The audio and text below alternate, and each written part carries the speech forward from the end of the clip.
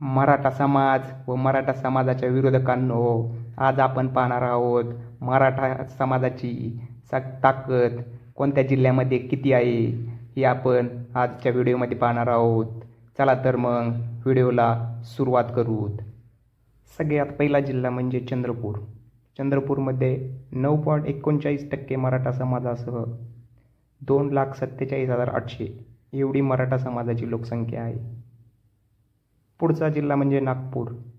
नागपूरमध्ये 15.2% मराठा समाजासह मराठा समाजाची लोकसंख्या आहे 7,82,400. त्या पुढील जिल्हा म्हणजे धुळे. धुळ्यामध्ये 17.2% मराठा समाजासह मराठा समाजाची लोकसंख्या आहे 4,65,700. पुढचा जिल्हा आहे वर्धा. वर्ध्यामध्ये 18.5% मराठा समाजासह मराठा समाजाची लोकसंख्या आहे 2,59,000. पुढील जिल्हा म्हणजे अमरावती. अमरावतीमध्ये 17.2% मराठा समाजासह मराठा समाजाची लोकसंख्या आहे 6,30,900.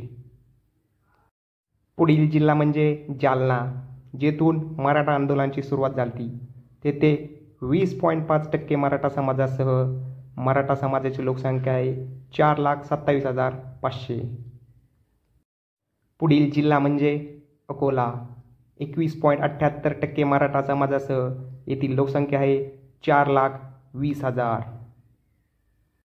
पुढील जिल्हा म्हणजे परभणी.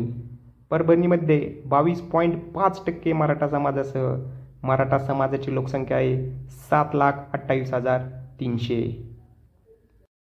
पुढील जिल्हा म्हणजे नांदेड. 23.5% मराठा समाजासह मराठा समाजाची लोकसंख्या आहे 8,30,000. पुढील जिल्हा म्हणजे बीड जिल्हा. बीडमध्ये 23.5% मराठा समाजासह मराठा समाजाची लोकसंख्या आहे 6,30,000. पुढील जिल्हा म्हणजे बुलढाणा. बुलढाण्यामध्ये 24.5% मराठा समाजासह मराठा समाजाची लोकसंख्या आहे 7,05,900. पुढील जिल्हा म्हणजे छत्रपती संभाजीनगर. संभाजीनगरमध्ये 27.5% मराठा समाजासह मराठा समाजाची लोकसंख्या आहे 11,09,000. पुढील जिल्हा म्हणजे वाशिम. वाशिममध्ये 27.72% मराठा समाजासह मराठा समाजाची लोकसंख्या आहे 3,57,700. पुढील जिल्हा आहे यवतमाळ. यवतमाळमध्ये 23.08% मराठा समाजासह मराठा समाजाची लोकसंख्या आहे 7,54,700. पुढील जिल्हा आहे जळगाव. 28.68% मराठा समाजासह मराठा समाजाची लोकसंख्या आहे 15,09,000. पुढील जिल्हा आहे तो म्हणजे नाशिक. नाशिकमध्ये 21,97,800 एवढी मराठा समाजाची लोकसंख्या आहे, तर टक्केवारी आहे 32.15%. पुढील जिल्हा आहे तो म्हणजे ठाणे. ठाण्यामध्ये 33.97% मराठा समाजासह मराठा समाजाची लोकसंख्या आहे 30,14,000. पुढील जिल्हा म्हणजे लातूर. 36.02% मराठा समाजासह मराठा समाजाची लोकसंख्या आहे 9,68,800.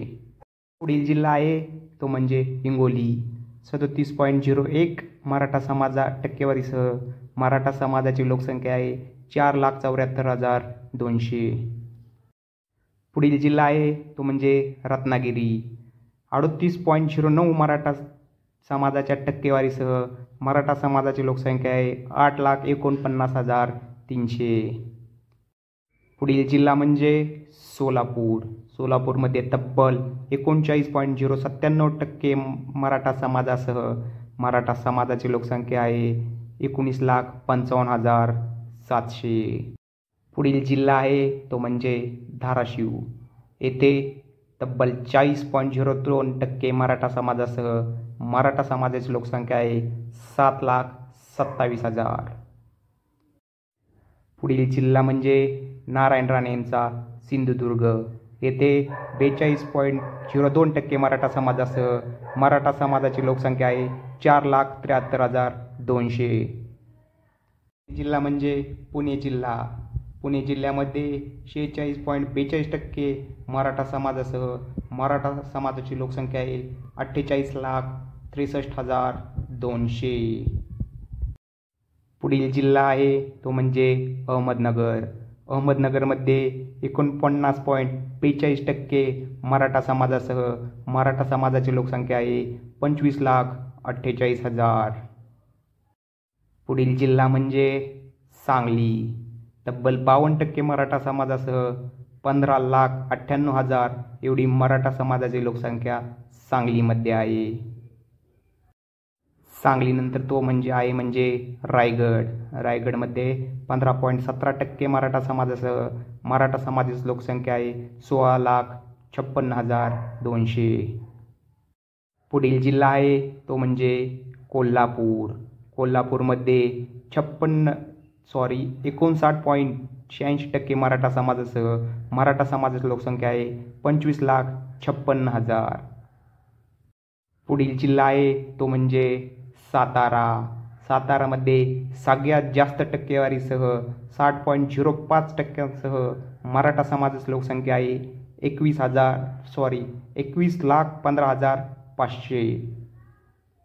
आणि शेवटी मुंबई उपनगरमध्ये मराठा समाजाची लोकसंख्या आहे 35,34,000. यामध्ये सगळ्यात जास्त टक्केवारी कोणत्या जिल्ह्यामध्ये आहे आणि सगळ्यात कमी लोकसंख्या कोणत्या जिल्ह्यामध्ये आहे हे आम्हाला कमेंट करून नक्की करा.